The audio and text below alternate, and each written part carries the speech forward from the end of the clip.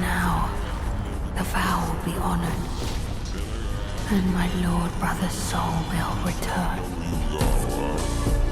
I can draw ties in this bitch. General Radahn needs no introduction. The mightiest demigod, lord of the battlefield, respected by all, who was able to halt the very stars until his last breath. If it wasn't for Malenia's rot turning him insane over time, he would have undoubtedly become Elden Lord. At least until Godfrey came back. However, despite killing him, in the new Shadow of the Erdtree DLC, we can see this Chad revived, fighting alongside his stepbrother. Why? Well, that's what I'm here to answer. We're going to talk about how Radahn came back to life, why he came back to life, and what he's going to do now that he is back to life. Let's go!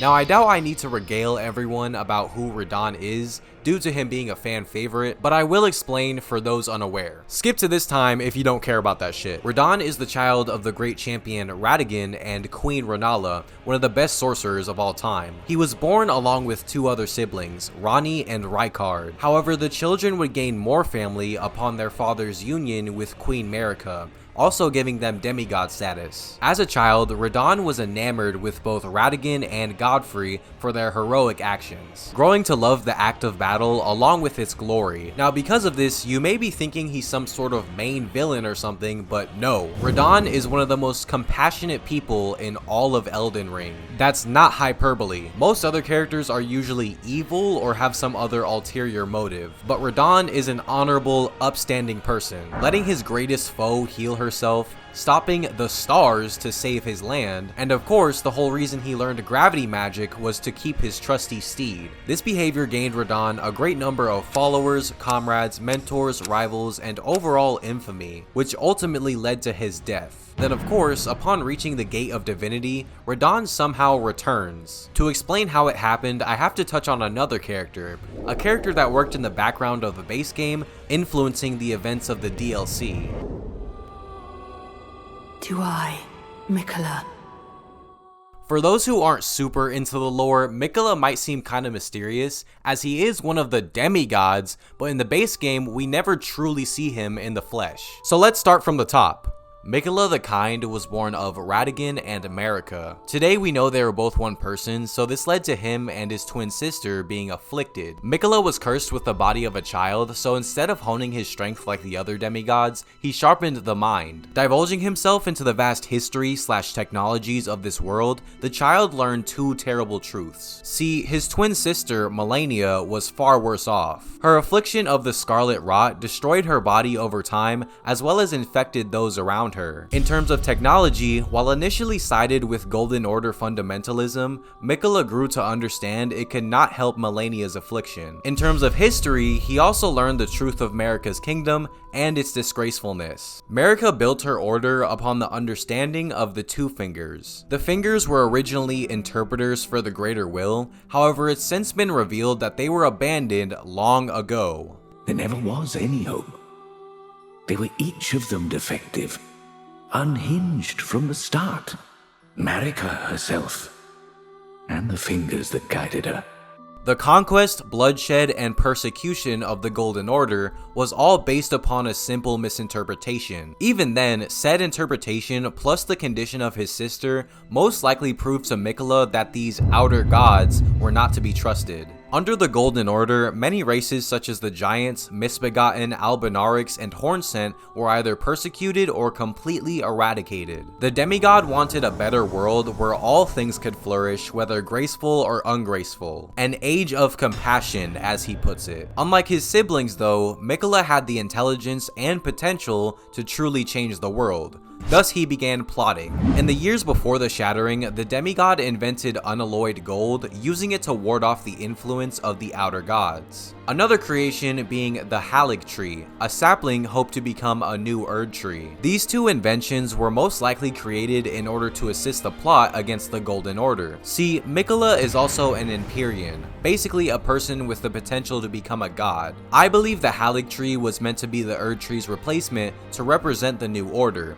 and the actions taken afterwards support this idea. Another fact I left unmentioned is Miquella's power. The demigod has the ability to charm people, mind control, don't get it twisted. He may have done this to Radahn, but for sure used it on Mohg. The Omen had his own ambitions to capture an Empyrean, though Miquella used his powers so that Mohg would target him specifically, fulfilling two purposes. First off, Mohg killed the Empyrean, sending him to the Land of Shadow, basically the afterlife of Elden Ring, where he could face the Gate of Divinity, becoming a god. Second, it allowed the demigod to use Mohg's corpse in order to bring Radahn back.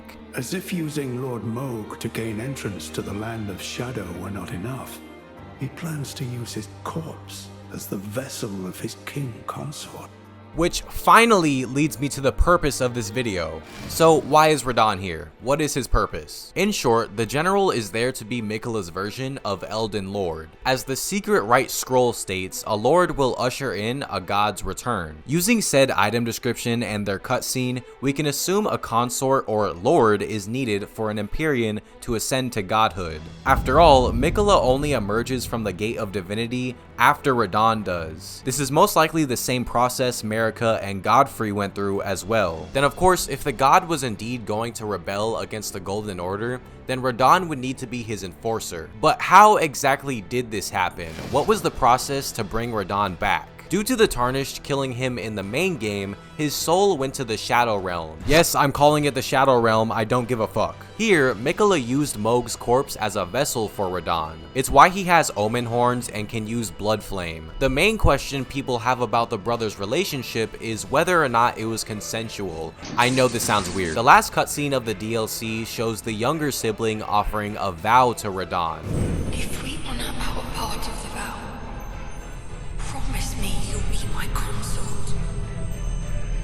What was Miquella's part of that vow? Did the general agree to it, or is he being mind controlled? Three questions we never get answered. You can go both ways on it too. A former soldier of Radahn says the vow was made, however that's just what Miquella told her. If the general did agree to be his consort, then why did he fight so vehemently against Malenia? You could just say he loves battle, but then why did she use a last resort nuke to kill him? In contrast to that, reconquering the lands between is something Radahn would 100% sign up for, basically acting as a second Godfrey. There's evidence for both sides of the argument, and I will be entertaining both ideas throughout the rest of the video, but again, we don't really know what happened. So why Radahn? Why would Miquella enlist his stepbrother of all people to be a consort? Well, the reasoning is shockingly simple. Radahn is the greatest candidate for lordship. Again, there are two main reasons for this. From a power standpoint, it is a fact that the Star Scourge was one of the two strongest demigods. Even if you think Malenia is stronger, she still had her own complications preventing her from being chosen. Which brings me to point number 2, the situational standpoint. When you look at the remaining demigods, Radahn is the only one who could be willing to help the Empyrean. Godric is a weak-ass rat, Morgott is a slave to the Golden Order, Mohg tried to sacrifice Miquella, Rykard and Ranni had completely different goals, then Malenia's rot affliction couldn't be completely stopped, most likely leading to problems down the line if she was to be a consort. Radahn is the most able and honorable demigod left standing. If he did in fact agree to the vow, then rest assured he would never break it. The remembrance of the consort states his kindness that stood in contrast with their afflicted selves. And so Miquella made his heartfelt wish that Radahn would one day be his king consort, referring to Radahn's personality in relation to Miquella and Malenia. So as we can see, Radahn was the best choice out of all the demigods in terms of personality and power, of which Miquella seemed to realize from the very start. Though that was all assuming Radahn willingly chose to be a consort. However, if we go with the belief of the general being mind controlled, I think it's a great representation of the true tragedy of Miquella, a childish genius whose good intentions blinded him completely. For all of his intelligence, Miquella never sees the error of his ways. He brainwashes people who attempt to fight against him, as seen with Ansbach, sent Malenia to die in order to recruit Radahn as well as abandon her, then goes so far as to cast off his doubt, fear, and love. I find it very poetic how the character with the epithet of the kind completely betrays himself to bring about a new age. It shows how dark this world really is when even the most compassionate characters are taken advantage of or completely forsake themselves. But that's just me though, and at this point, most people already clicked off, so whatever.